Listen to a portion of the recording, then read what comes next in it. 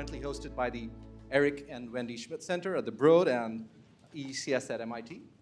In the series, we feature speakers whose work shows how machine learning is driving insights into important questions in biomedical sciences, and equivalently how questions in biomedical sciences is spurring foundational advances in machine learning. And we're equally excited about both directions, so we're really excited to have Katherine Heller with us today. Katherine is a research scientist at Google, where she leads the Context in AI Research, or CAREER team. Her work focuses on identifying robustness and fairness issues in medical AI and creative technologies. She's made a remarkable real-world impact, Katherine. I was reading about this. It's incredible that you've developed and integrated multiple machine learning systems into hospitals and clinical care. That is hard to do. These include sepsis detection systems now running in Duke University Hospital's emergency department, a system that predicts surgical complications, and a nationally released mobile app on multiple sclerosis. Throughout this work, she is passionate about ensuring that everyone is included in the development of medical AI technology, and I'm sure we'll hear a lot about that today. Before Google, Katherine held appointments across multiple departments at Duke, and this is quite a list: statistical science, neurobiology, neurology, computer science, and electrical and computer engineering. She's been recognized with the an NSF CAREER Award and was a first-round recipient of the Brain Initiative Award. Katherine received her bachelor's in computer science and applied math at SUNY Stony Brook, MS in CS from Columbia, PhD in neuroscience unit at UCL, and she did her postdoc, EPSRC, postdoc in engineering at Cambridge, and then was here across the road doing her NSF postdoc in the Brain and Cognitive Sciences department. So we are really excited to have you here, Katherine. Take it away. Thanks so much. Yeah, I'm watching this video, like all my friends, some of them I haven't seen since grad school, like who are coming to talk, and I'm so envious of you guys getting to see them and finding out what they're up to right now. So this is great. Thank you so much for inviting me.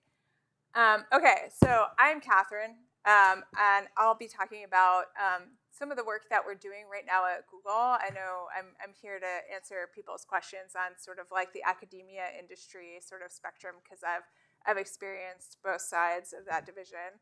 But I'm going to be talking about our industry-related work now, and our team is called Context in AI Research, and so I want to talk about what they've been up to, as well as doing human-centered AI research in a healthcare context specifically, at a time when we're talking a lot about general purpose AI and how to get general purpose AI off the ground in industry. Okay. So at a very high level, this relates to, and maybe this is more of an industry thing, I don't know, but I'm gonna hope, right? But like at a high level, this relates to an ICML paper that we just had on artificial general intelligence.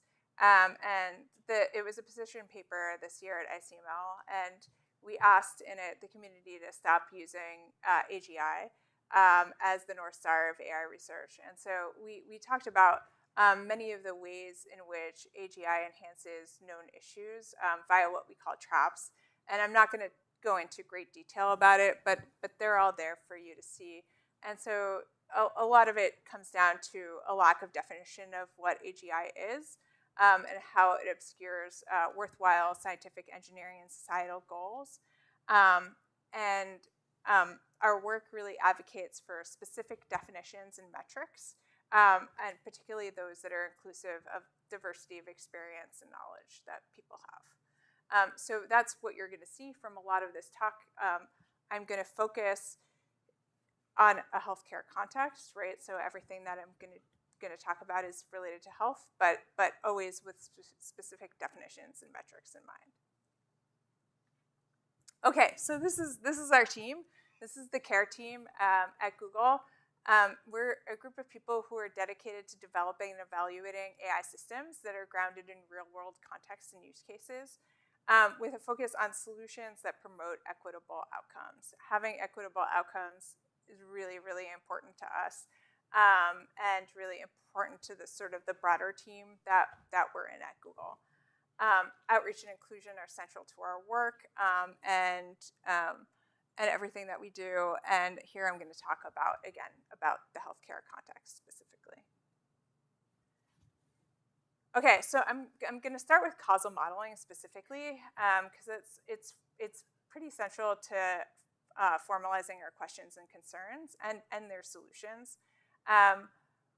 We can use causal modeling to design valid evaluation procedures, which we can use with a lot of technology that's currently being developed in AI fields. And these evaluation procedures that the ones that are used currently are too often constructed in an ineffective or harmful way. Causal modeling provides a way to formally incorporate important domain-specific knowledge, which is very important in a health domain, to ensure synergy between the predictive tasks studied in the deployment context and to more deeply understand data biases, like label or selection bias. An important part of this work is understanding how to design machine learning systems that are appropriately grounded in the context in which they're intended to be used.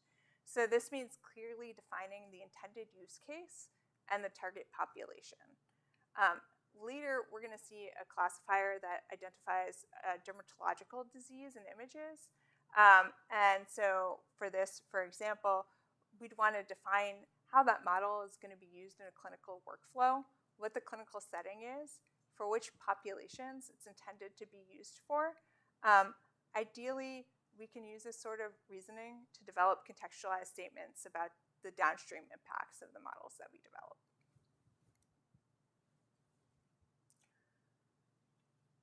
A key issue that we need to address is that the data that's used for model development and evaluation reflects complex societal context, which results in differences in health outcomes, access, and quality. So this introduces issues like selection bias, because data sets will be less representative of populations with worse access to care.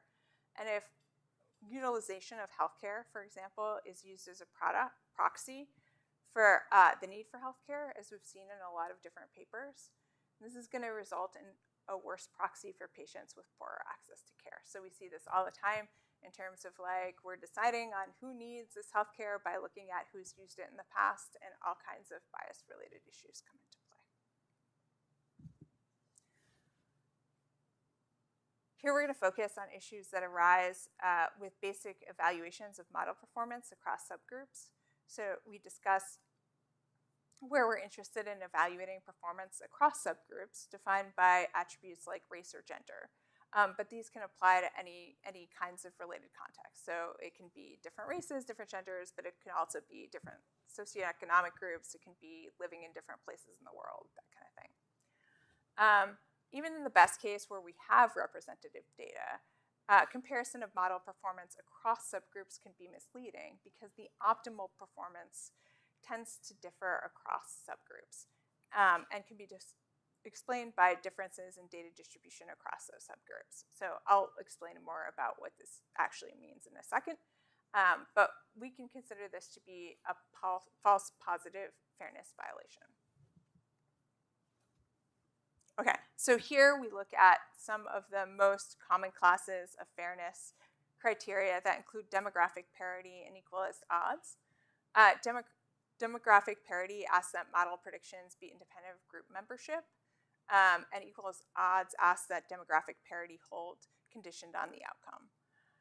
This is equivalent to requiring that the true positive or false positive error rates not differ across groups. So again, like how well we're doing should be the same regardless of whether we're Black or white or male or female or rich or poor or from India or Pakistan, right? Like it should just all, those shouldn't be factors. Okay, so there are variations of both of these criteria that are defined for the continuous valued score S for the prediction, the threshold predictor y hat. We can see commonly used evaluation interpretations interpretations that pop up in the research around us. So again, in people's papers, you'll see a lot of these in some various form or another. So for example, matching ROC curves, something that we see a lot of in papers, right? True positive rates, false positive rates, these can all illuminate these differences. Okay, so here's a simulated example. The top left plot introduces the notion of score distribution. So that's the distribution of scores that a model assigns to a population of subgroup. So for example, this could be like kidney functioning or eGFR.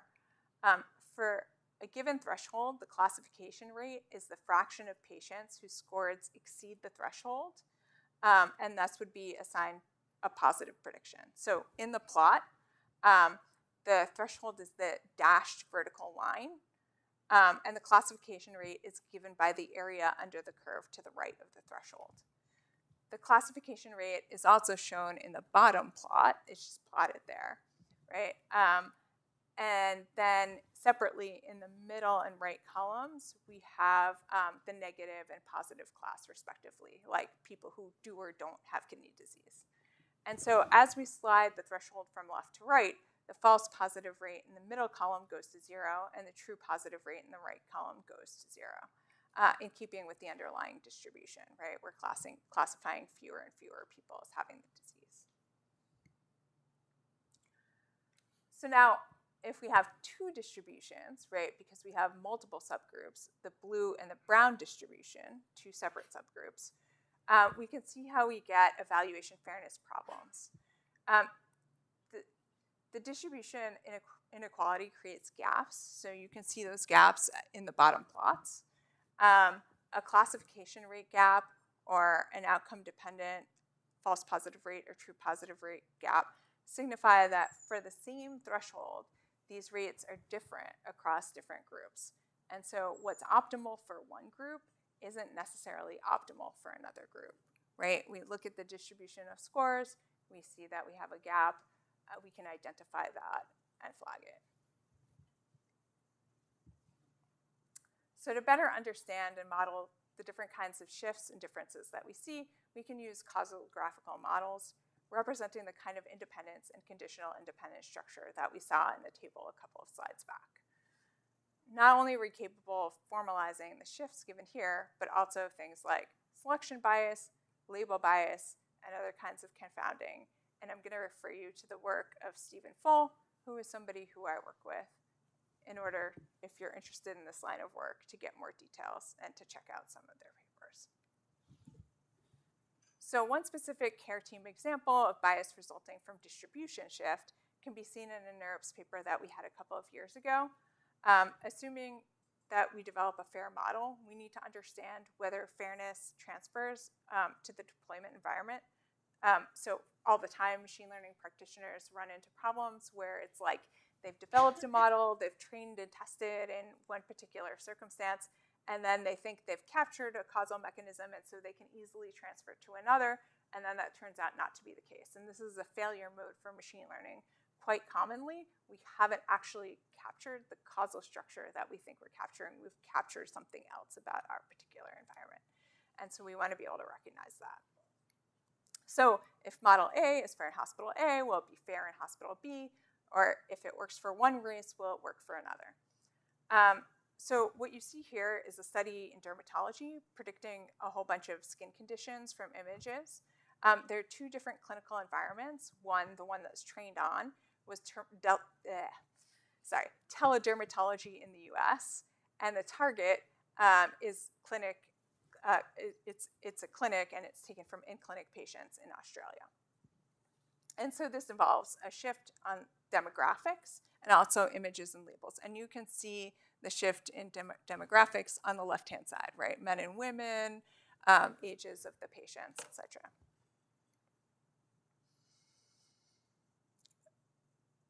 Okay, so on the bottom right, this plot here, we can see the impact of the shift on fairness, right? With a model that was fair in training, so that would be the one with the open dots, that's the source distribution, leading to large gaps between different subgroups in deployment.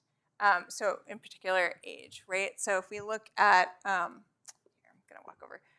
If we look at 18 to 29-year-olds, we're doing about as well in our source, modeling our source distribution as we were in the original, in the target distribution as we were in the original source distribution.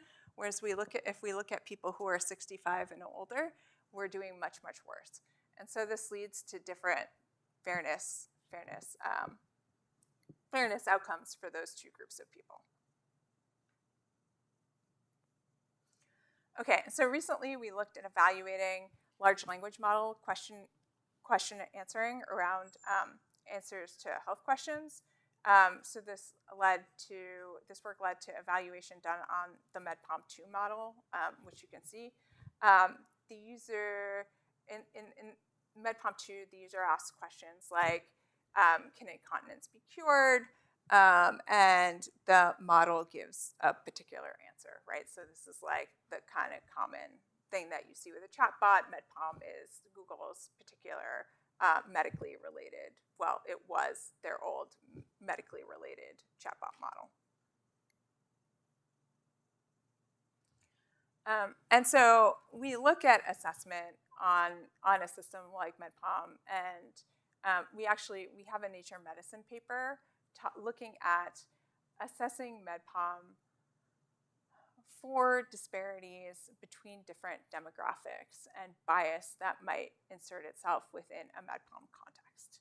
And the Nature Medicine paper that we have makes a couple of different key contributions.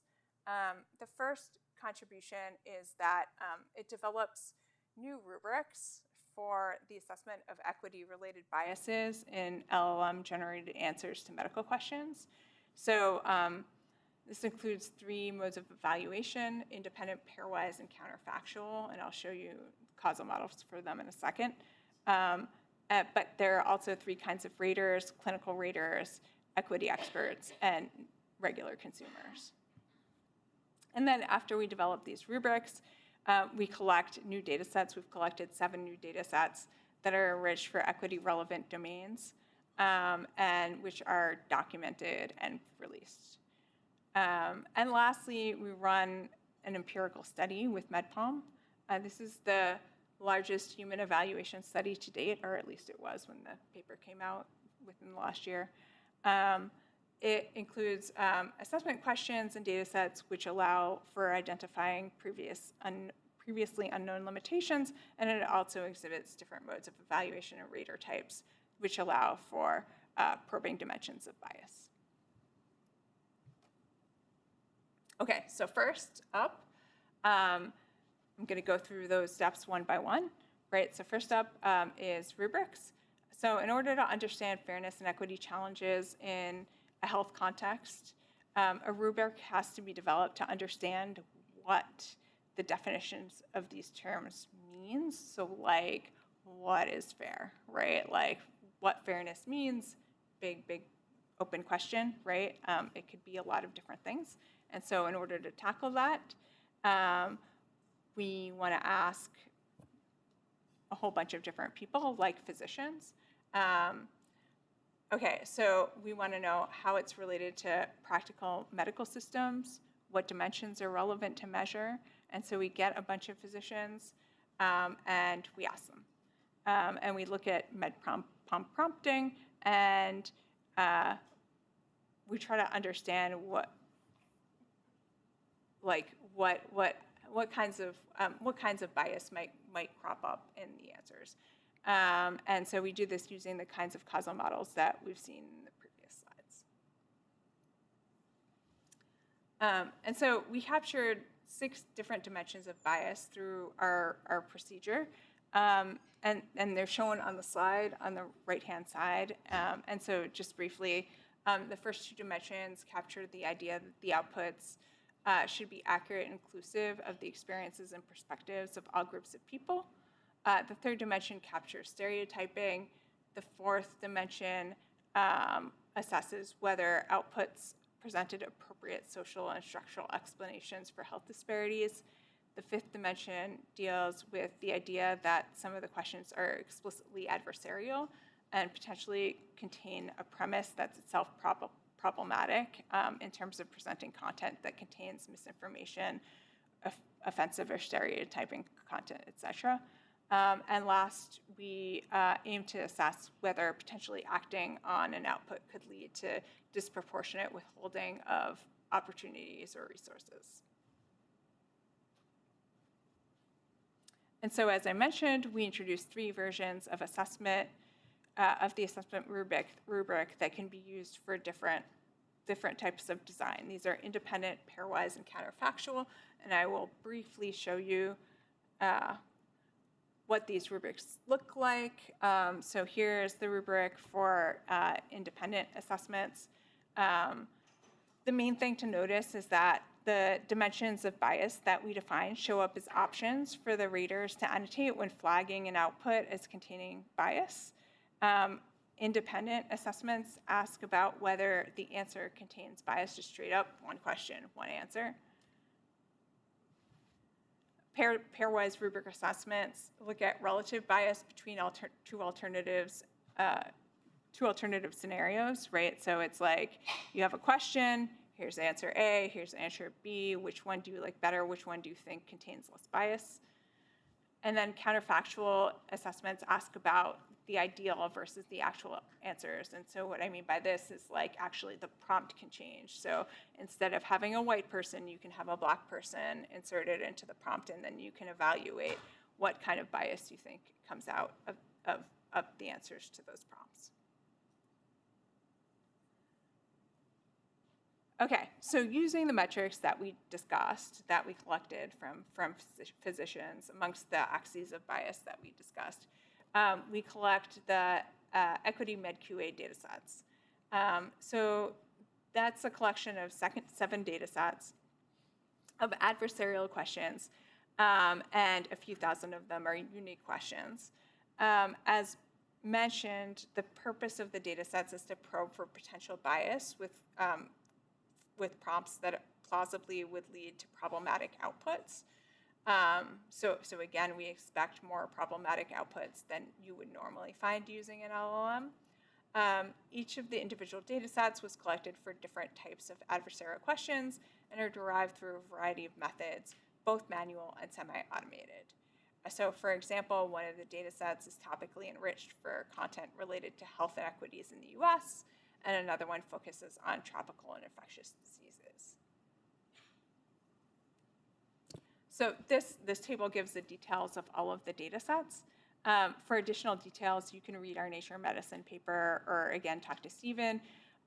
In particular, we use the tropical and infectious diseases data set to instruction tune Gemini, and I'm going to show you a recording of that demo in a second. The final component of the study is an empirical study where we applied our assessment rubrics and data sets in practice using the outputs of MedPOM-2 as a proof of concept study. An important part of this was to understand how groups of raters with different expertise and perspectives might evaluate outputs differently. So things that we do in this evaluation, again, of MedPOM-2, is we apply rubrics to the equity MedQA data set and 3 other data sets with 3 rater groups: physicians, equity experts, and consumers or patients. We do pairwise comparisons between MedPOM-2 and MedPOM-2 and physician written answers. We assess inter-rater reliability on a subset that mix adversarial and non-adversarial data. We do a pilot study with counterfactual rubrics and data sets, and we analyze the demographic effects with consumer raters. And in general, I mean, I'm just gonna highlight a few of the key results and takeaways from the empirical study. Okay, so first we report a much greater rate of bias in model outputs than previous work for the data sets in common. So again, there were some data sets that were already collected in other papers. We also run this on them, and we see more data set resulting bias resulting from using our rubrics than those data sets were found to have in the previously studied papers. So this suggests that the rubrics work in the sense that they prime raters to identify biases that weren't seen with previous versions of the rubric that were used in these other papers. We also find a greater rate of bias reported with the adversarial data sets over non-adversarial data sets. And this indicates that the use of the data sets are actually enriched for questions where the model is more likely to produce bias outputs. We find that the use of multiple data sets, rubrics, and rater groups is useful for identifying different aspects of bias. And then lastly, we still think that this approach underestimates bias since it's a post hoc analysis.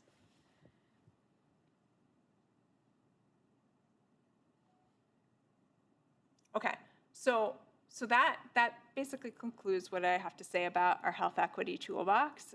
Again, for more information about the health equity toolbox, we have a Nature Medicine paper. You can look at it. I'm going to now focus on a particular data set in the health equity toolbox called the Tropical and Infectious Diseases data set. And so here we'd like to understand how large language models like Gemini perform on the diseases, the tropical, more globalized diseases like malaria, and what contextual information like demographic attributes or location information impact model performance. Tropical diseases are focused on because they're less likely to be common demographically and geographically, and least likely to be captured in commonly used training data sets. So in the development of a data set that can capture underrepresented properties associated with these diseases, we focus on 4 different aspects. The first is specific properties of the disease itself, and we find that in authoritative sources. The second is the symptomology, the third is the location, and the last one is any different risk factors. These are all contextual pieces of information that we want to capture that we think will lead to like a good diagnosis in a globalized setting. And risk factors might include lifestyle, age, sex, things that are associated with the disease. And so in this way, either by manually curating or generating these details, we construct our TRINS data set. Okay, so here's an example for tuberculosis. Authoritative sources are searched and symptomology is added to a seed prompt. Then geographical prevalence is assessed and a location of focus is selected. This is if we're generating a prompt, right? And then lastly, we search for risk factors related to tuberculosis. So here we can see differing occurrences based on age and sex with increasing prevalence in men in middle-age groups, right? And so that's something that we want to take into account when we generate our prompt for tuberculosis. Okay, so here's an example for sleeping sickness. We have different attributes being discussed, 28-year-old male. We have general symptoms, so they have fever, severe headaches, etc. We have specific symptoms like they developed a skin rash and show signs of confusion. We have the location of high incidence. The patient lives in the particular province they do. I'm sorry, I'm gonna totally butcher the name of that province. I feel badly. And then their lifestyle factors that they discuss, like they own domestic animals. And so this in general is sort of the schema that's used for developing the prompts that we study. Okay, oh, this is not something I checked before. I meant to.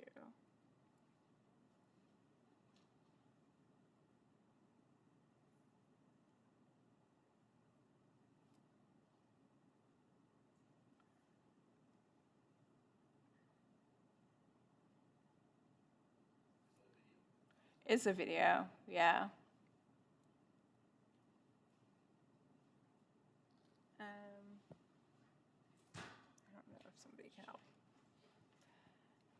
I mean, okay, I'll go on and talk about our other data set, the FRMedQA data set, but if, yeah, hey, can you deal with the, sorry, videos?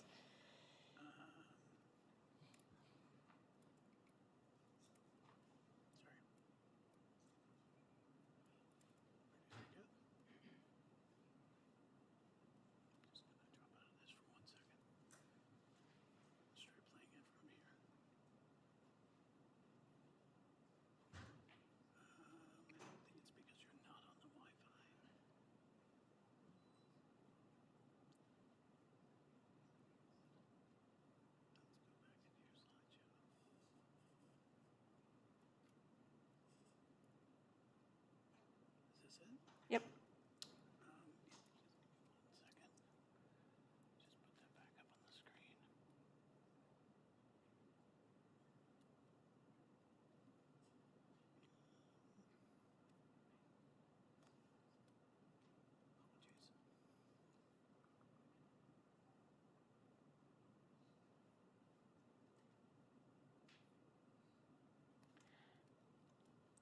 One second.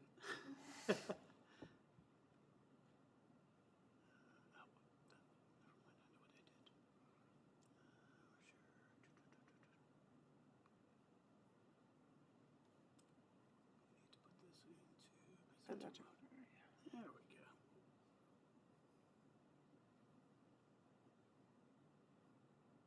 Seriously, what?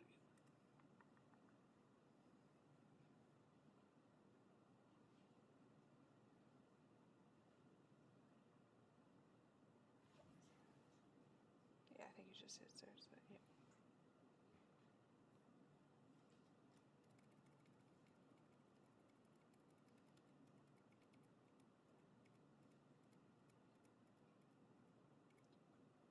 Right there. Yep. Wait, it was showing, I think it was showing over here.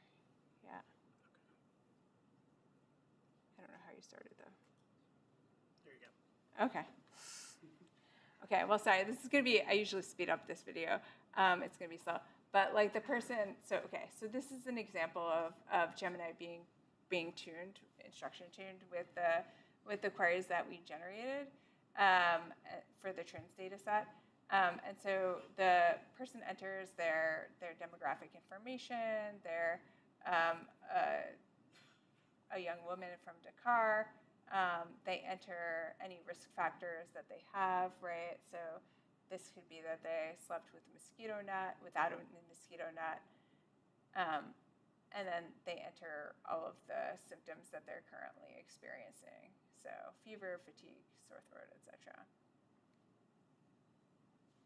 And so the next part is going to take a while, and I apologize. It actually takes a long time in real life too. This is not, it's not just this video. Yeah. Okay, so then they try to use that inputted information, and they're going to generate a summary and a diagnosis of what disease they're experiencing. And so basically, oh, here we go. So here's a summary of the case file, right? So it takes that information, it generally generates a prompt, and it says what disease, what tropical disease the patient might be experiencing. It gives some confidence measurement around that, and then you can see like an incidence graph in the world where it talks about what the incidence of the particular disease might be. And so I don't show a lot of head-to-head comparisons with Gemini. For those, again, you can look in the paper. But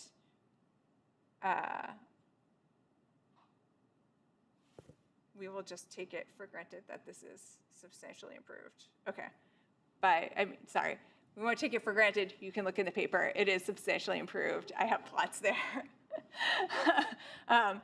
And you can see the improvement that it makes. Okay, so again, like these large language models have historically been quite bad at more globalized diseases, and so this is an attempt that we made in order to try to improve them.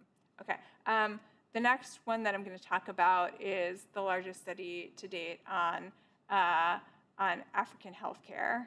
I think this paper was published a month ago, so I guess since a month ago. And it collects a different kind of data called the AfriMed QA data, which I'll get into in a second. Okay, so there's an AfriMed QA consortium that people on my team put together. It includes Google Research, but it also includes a whole bunch of organizations in Africa, like Sasanki Biotech and Masakane. It involves funders from all over. And the form of this data set is going to be something like this, right, where you have like a bunch of questions like those found on medical board exams, where a situation is posed and then there's like a multiple choice response. So there's an example here, but this is like MedQA is like often like something used as a prompt for medical situations with large language models, and this is no different, but specific to the African context. So we have a 2-year-old boy presenting with a history of vomiting. So the question is, the best next step is what? And then you see multiple choice answers.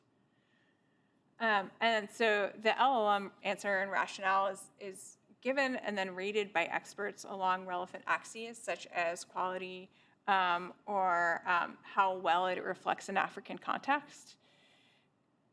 And you can see that rating sheet there.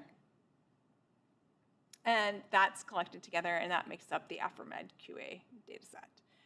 So both the datasets of the TRINS dataset of prompts and the AfriMed QA datasets are datasets generally that capture more globalized behavior for large language models in healthcare. And you can find out more information on them on the Google Research blog or by contacting Mercy Asidou, who's the person, again, on my team, who's really been instrumental in this work. I should say the AfriMed QA data was both used in order to benchmark MedGemma, which is Google's current medical LLM, and so you can find it in the data sheet for that model, but it also won the best social impact paper award at ACL, and was published a month ago at ACL. Okay, so now switching gears a little bit, I want to talk about pregnancy intelligence, which is the work that we're doing relating to wearable devices and time series data for maternal health prediction. Mercy and Bonaventure Dassault, he's a student at Mila, worked on this quite a bit, and so I'm going to talk about it here. Okay, so in this part of the talk, I'm going to focus on wearable data as a digital biomarker.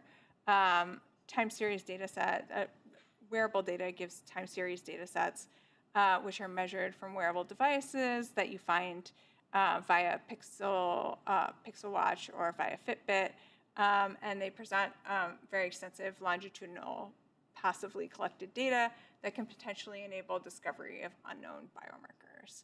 And so there's a growing interest in using this wearable data for health agents and foundation models because they generate proactive insights and personalized health responses provided by large language model-based agents for health.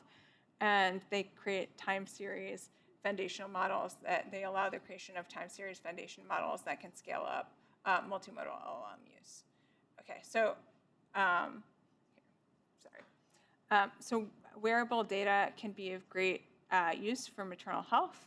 It's passively collected longitudinal data that can potentially enable better understanding of pregnancy and postpartum journeys, and the discovery of new biomarkers for maternal health, and give personalized pregnancy and postpartum insights. Google, or formerly Fitbit, has one of the largest data sets of wearable data collected during pregnancy and postpartum. This is on about 40,000 women.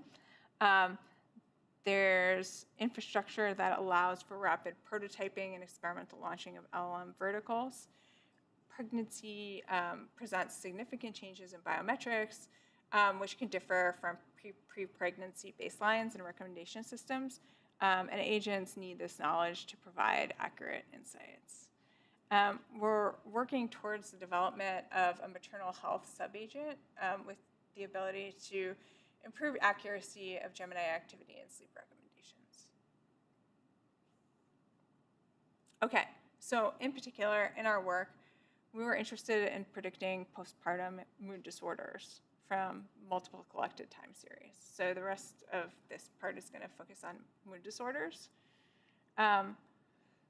Mood disorders are very, very common during and after pregnancy, and they're underdiagnosed and undertreated. So 1 in 8 women experience postpartum depression.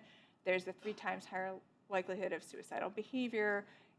Up to 80% experience some form of baby blues, and 85% are untreated with low screening rates. Okay, so we posit that the biometric data that we have can be used to make predictions of postpartum mood disorders and show us what good digital biomarkers might look like. We aim to leverage the large amount of maternal health data that we have to improve on studies that have pointed to this being a promising direction. So there are many, many studies that have pointed to this being a promising direction, but they've lacked potentially in numbers or a focus on particular outcomes. And here's an example of the kinds of time series that we're using to model mood disorders. So for example, heart rate and step count. As you can see, there are very obvious differences in these time series between women with and without mood disorders. You can sort of eyeball a lot of these plots, whether it's resting heart rate or step count, and sort of easily distinguish the differences in time series between the two groups. And so here you can see some of the demographics for the particular set of people who are data points in our study. So it's almost entirely white women and almost entirely between the ages of 30 and 40. And how long their pregnancies lasted, early term versus full term, as well as high rates of depression, anxiety, and sadness. Okay. So this is the data processing and machine learning pipeline that we used. So first we narrowed down to the cohort to pregnant women who we have enough data on. We wanted to make sure that we could reliably sort of try to do prediction. A full schematic of the inclusion-exclusion criteria are given in the paper if you're interested. And so we then create features that are relative to the person's baseline rates. And this was very important. So what is their pre-pregnancy resting heart rate versus their pregnancy resting heart rate? And we found this to be really useful for prediction. We divide the data set into testing and training cohorts. And then because some of the classes are underrepresented, and this was really key, compared to others, we upsample the underrepresented classes through synthetic data collection. So in particular, we use a custom time GAN in order to do this. So again, upsampling, and this goes back to model training. So we use all the data, we train the model, and use the results to interpret features and subgroup analysis.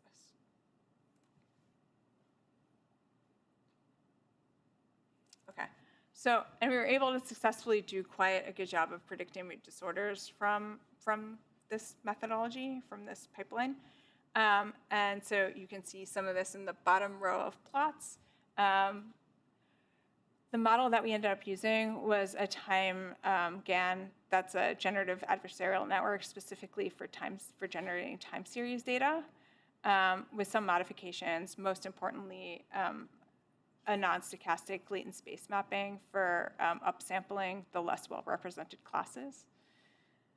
For more information about the work or on this methodology, basically I'll refer you to Bonaventure, again at Mila, who's the first author. Okay, so we can also get a sense of the importance of each feature used in the prediction of mood disorders. So here we see that deep sleep is important in anxiety and sadness mood disorders, whereas light sleep and REM sleep is more important in depression. We can also see on the right-hand side that if we project the data down to 2 dimensions, mood disorder clusters separate out and are quite distinguishable. Hopefully, again, to the eye. Okay, so the last thing I want to talk about is the expansion of this work to underrepresented classes, because the data that we've focused on so far here, in case, again, you didn't notice it when I showed you, is that it's almost all in well-off white women. And so we really want to be able to run this on other groups of people. So we're running a study in Ghana in partnership. Mercy is from Ghana, and so there are some great connections with the University of Ghana there. And we are using mobile devices, some of which I've been working on for quite a while, and wearables on women there, so we can eventually make these kinds of predictions with them. And we call this study the ACOABA study. We want to open source our tools for other researchers to be able to conduct similar studies and improve the representation of minority women in the work that they do. Okay, so there are several important questions to be considered as we move towards making predictions in lower and middle income countries. So how might the metrics change?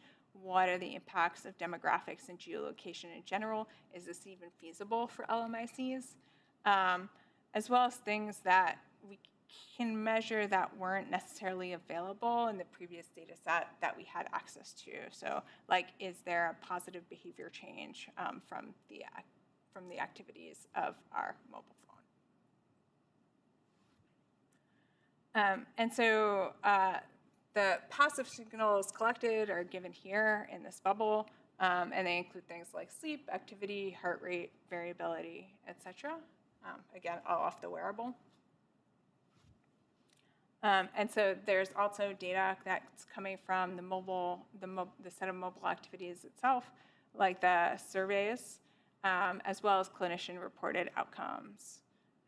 So this would be like preeclampsia or hypertension, and then also their observation about birth timing, like was the baby born preterm or at term. And clinician reports also include pre- and post-study analyses, which include health history as well as demographic information that might be relevant to the setting. It's actually one of the clinicians that we're working with is like really keen to get some of the health history information, which might represent things like induction, which are important to the setting. And then lastly, here are some snapshots of the app that we developed that are going to allow the remote collection of some of this data. So these are just sort of like the opening screens for the ACOABA study, intro and overview. And these are some screenshots for like the main screens, dashboards, etc. So we've started the study in Ghana, and we've enrolled our first 40 participants, but we have continuing enrollment, and we hope to get more patients involved and to have more results. And if you know anybody in Ghana who might be a good participant for this study, please refer them. But we hope to have more results to report back to you soon. Okay, thank you.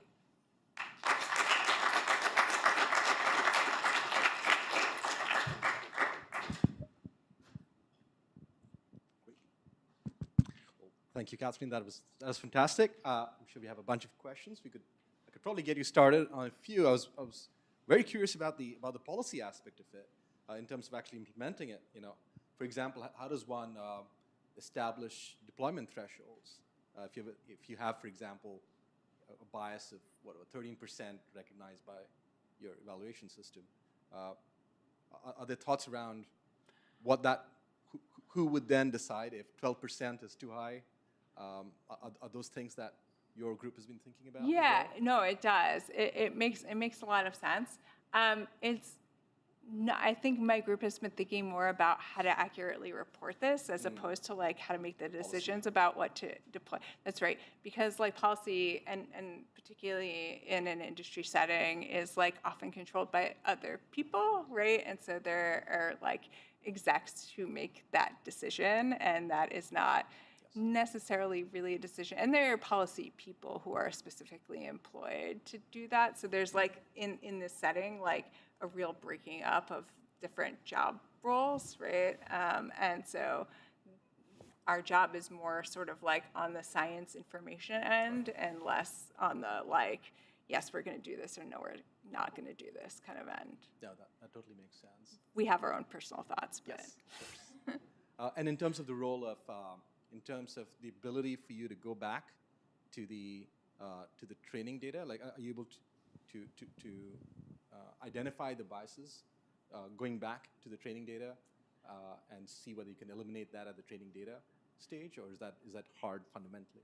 Yeah, I mean, that's a good question. I mean, I think to some degree we could do that, but like what, I mean, I guess that's a good question about like if we were to completely retrain some of these models, right? Like do this analysis, eliminate data.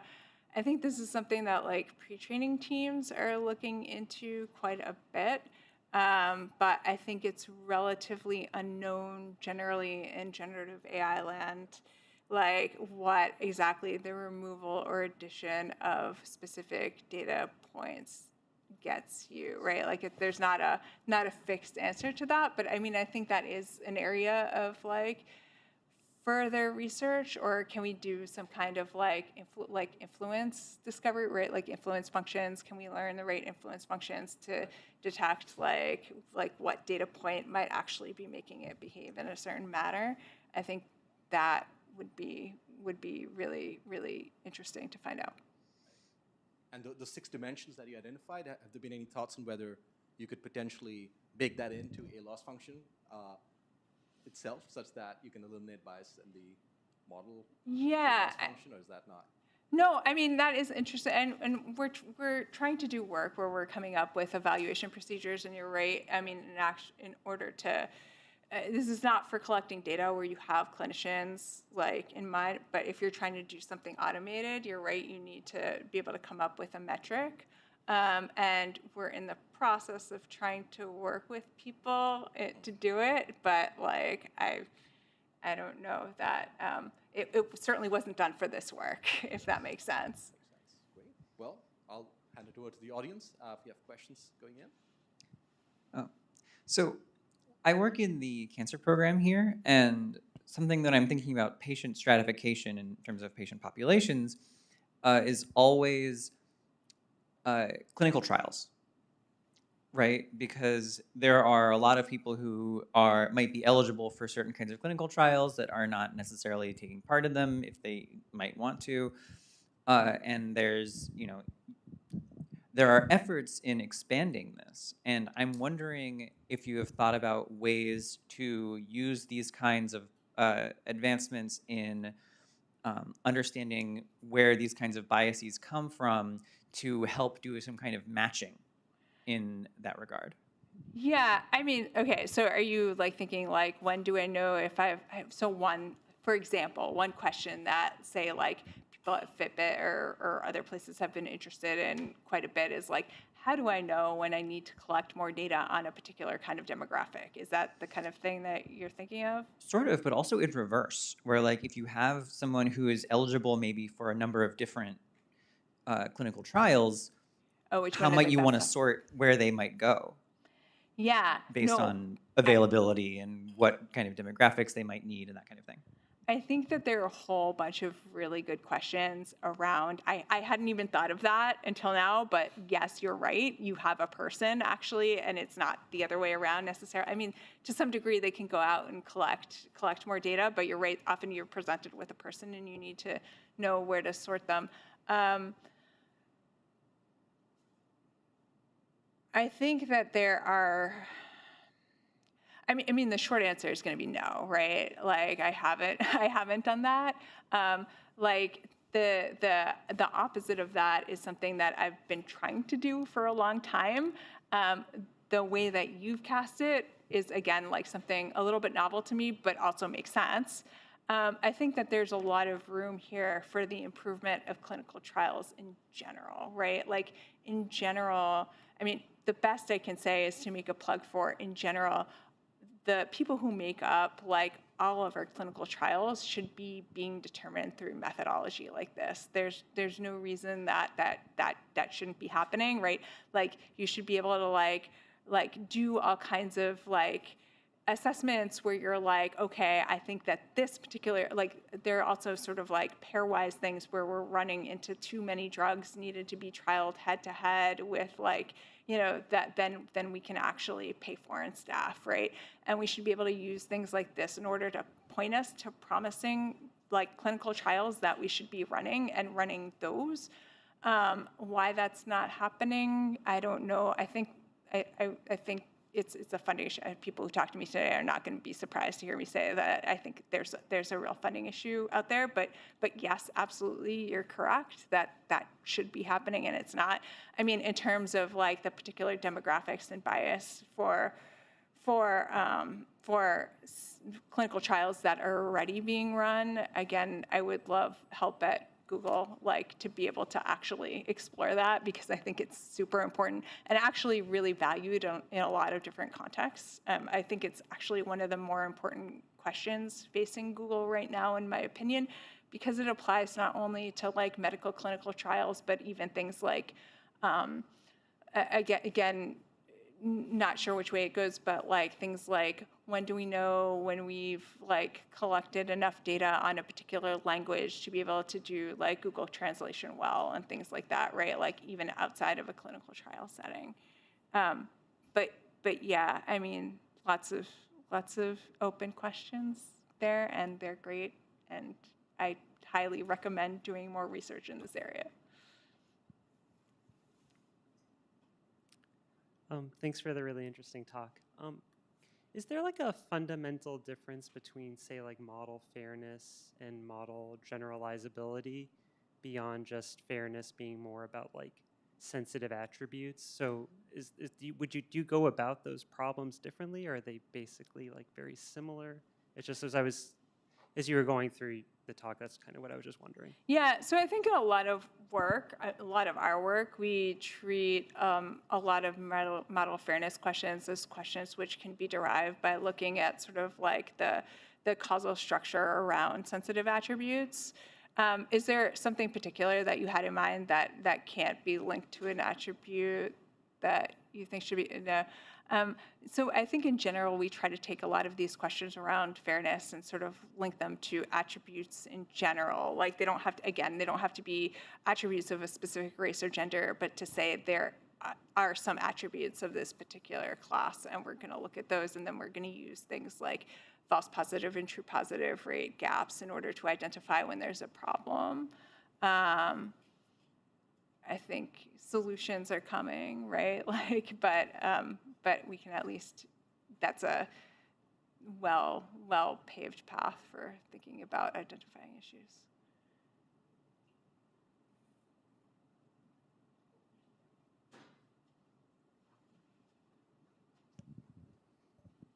Thanks for the talk. This is really thought-provoking. How do you think about the stochasticity in model outputs as you're thinking about evaluating them? Okay, so like so I'm trying to think of which model you're potentially referring to. I guess it's maybe more of a holistic question, just sort of if you're saying, given X context, what does the model output? The fact that it might not give you the exact same output, even with the same input. I could be mistaken on whether that's true. No, yeah, I mean, yes, it's definitely true.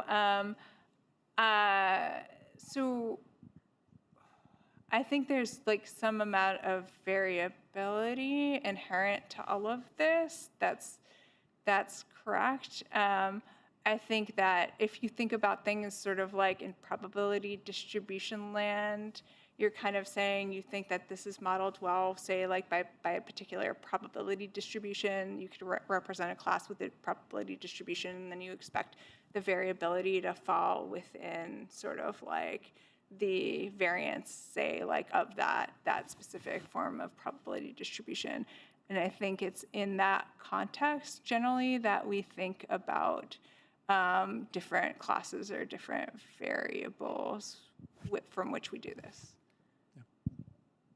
Okay, I think we'll have to close out now, but Catherine's going to be around for a bit more. Please feel free to come over and have a chat. Catherine, thank you once again. Thanks so much. Thank Thank you all. It was excellent questions. Thank you.